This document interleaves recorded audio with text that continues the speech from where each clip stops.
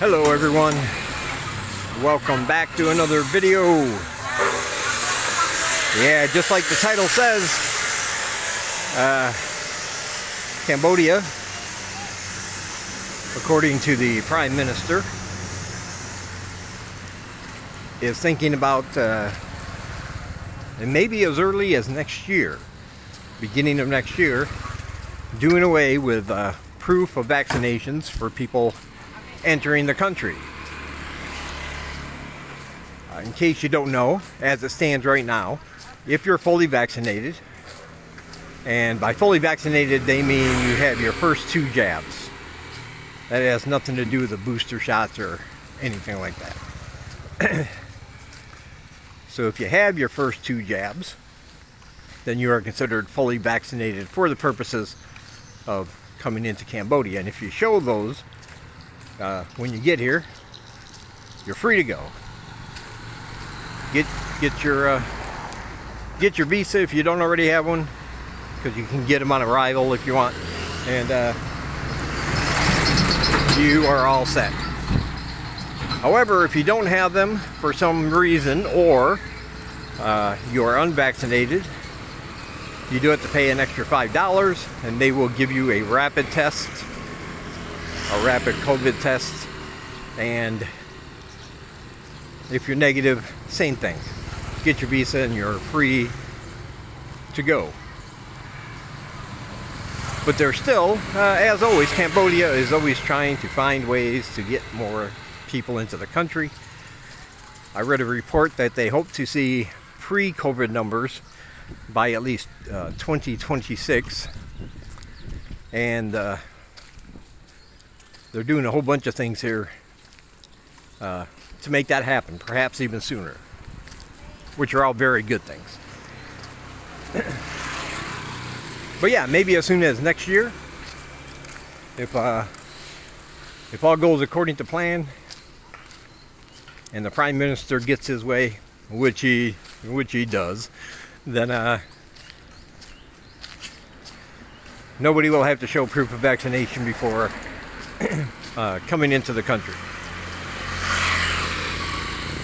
Now, whether that means that they're just going to eliminate the rapid tests upon arrival completely for everyone, or if that simply means everybody, no matter your vaccination status, will have to get one when you first arrive, I don't know. Those sort of details usually come out after after they make it official, and after they make their announcement on social media and through the news and all of that good stuff.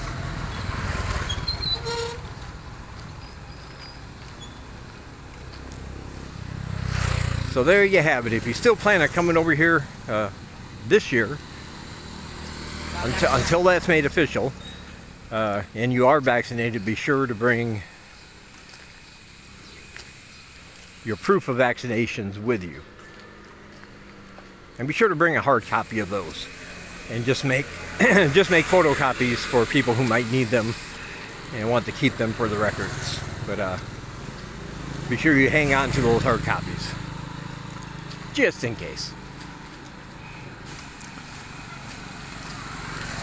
So that's good news. Once again, they're trying to get more people back into the country as soon as possible, and they figure there's another country doing that. I forget which one they said, but they want to take that example. This country has done that, and apparently there's been no increase in new cases or anything, so Cambodia wants to do the same thing, and I am all for that.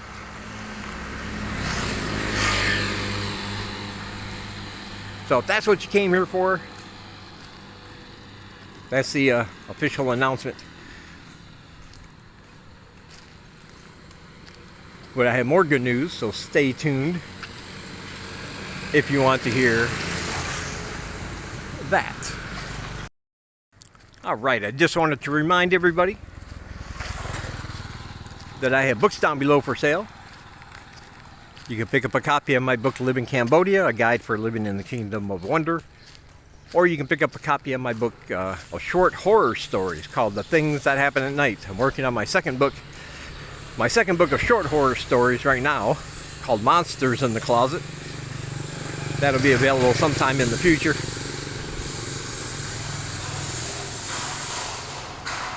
But all those links for my books are down below if you want to purchase them.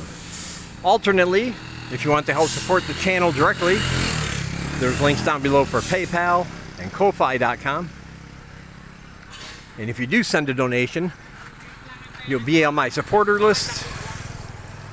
And not only will you receive copies of my book, but you'll also receive all my exclusive supporter-only content that I put out once a week.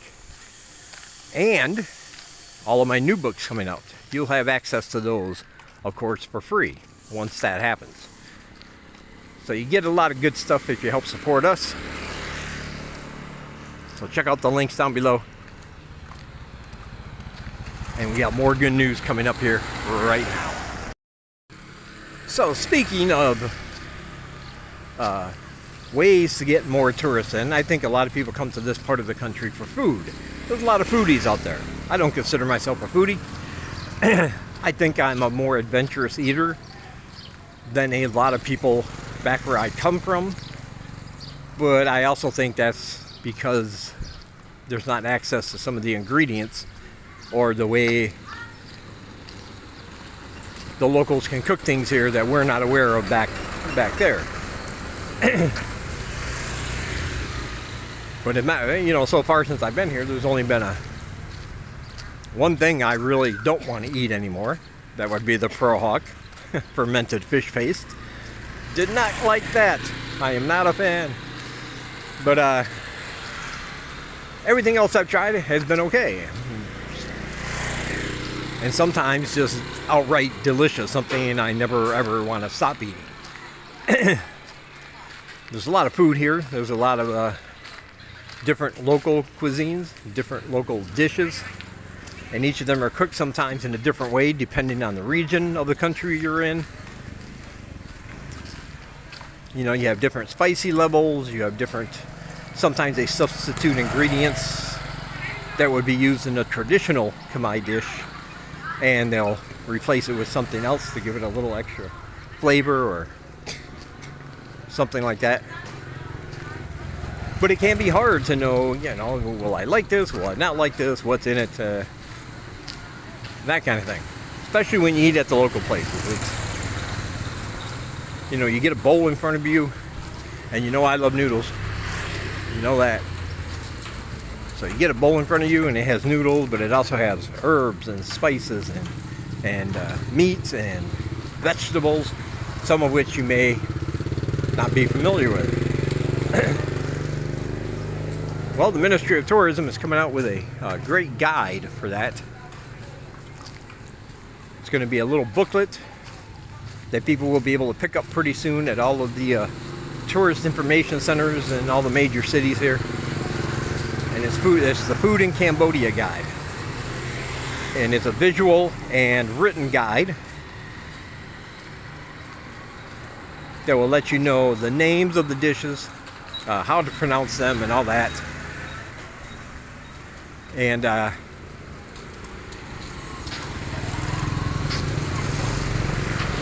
not sure where I'm going. That way? Okay. So not the way we normally go. I'm a little bit lost. 4.5 years here, I still get lost. I still do. But anyway, it's going to be a guide to let you know dishes that are local to certain regions, and that might be the only place you can get those dishes. Yeah. Ooh. That's a nice bike right there. Wow.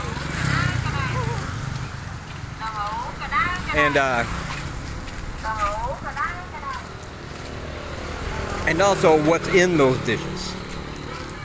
So you can take this guide, and instead of wondering, crossing your fingers and hoping, or just maybe avoiding certain places altogether just because you don't know what you're eating, you'll be able to go in there with a bit more confidence You'll have your handy book. You'll know how to pronounce the name of the dish, and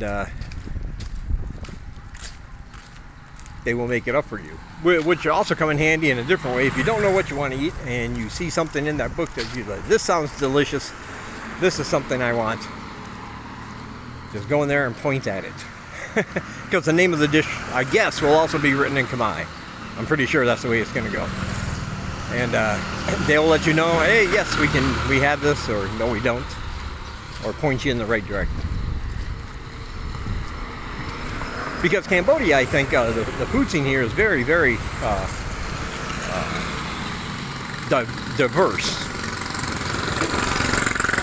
And this book is going to deal with just Khmer dishes, but Khmer food incorporates different ingredients and cooking styles from all around Southeast Asia, and even some parts further away from Southeast Asia.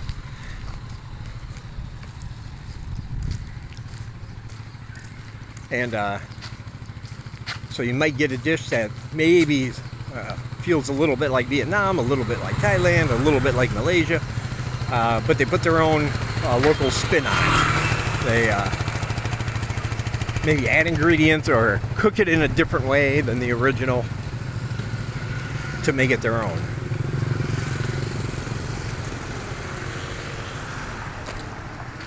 And so if you want to try all that out, there'll be a book pretty soon. You can pick it up for free at, like I said, at any tourist information center in the major towns.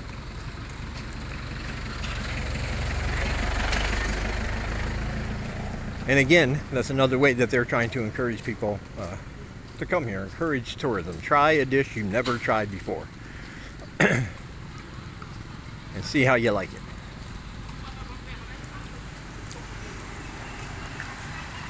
So I do like how they are really focusing now on the tourism sector and getting people back into the country. And they do have to be kind of aggressive about it.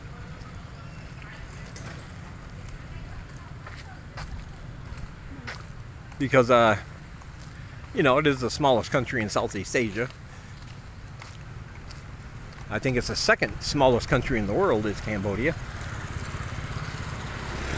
And now with, you know, all the countries back open and trying to get tourism back, and people have been cooped and, you know, been forced to stay at home for 2+ years sometimes. It's it might not be too high up on people's travel plans. You know, lots of other places they didn't get to visit because they couldn't. Now they want to check those out first. So I think being aggressive about what this country has to offer is a good thing.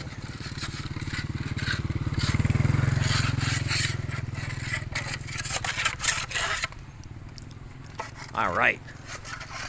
So anyway, be sure to check out all my links down below. Like I said, I have links to PayPal and Ko-Fi.com if you want to help support the channel. All my book links are down there if you just want to buy them. Other people vlogging from this part of the country, I have a list of other channels down below if you want to check those out. They would love to have you. Full of good information. And my social media is down below if you want to join me on there. And don't forget about my other channel, Horror Reads. If you like horror books, every 2 or 3 days, I upload a new review and discussion of whatever horror book I've read. So if you're into that kind of thing, go there and find your next favorite scary book to read. All right. Speaking of that, the bookstore and cafe, it says. Pretty nice. All right. From Siem Reap, I will talk to you guys in the next one.